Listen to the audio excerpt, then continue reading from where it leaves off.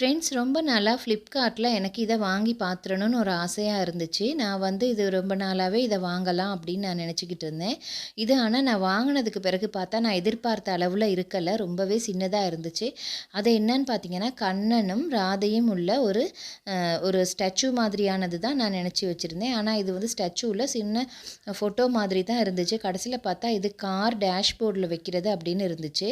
எனக்கு இதை வந்து வச்சுக்கலாமா இல்லை ரிட்டர்ன் கொடுக்கலாமா அப்படின்னு ஒரு தாட் ஒன்று இருந்துக்கிட்டே இருக்குது. ஏன்னா இது ரொம்ப சின்னதாக இருக்கிறதுனால பெட்டர் நம்ம இதை ரிட்டர்ன் கொடுத்துடலாம் அப்படின்னு நான் யோசிச்சுக்கிட்டு இருக்கேன். பாருங்கள் ஃப்ரெண்ட்ஸ், இந்த அளவில் சின்னதாக தான் இருந்துச்சு. இது நான் வந்து டிஸ்பிளே ஷெல்ஃபில் வந்து டிஸ்பிளேக்கு வைக்கலான்னு தான் வாங்கியிருந்தேன்.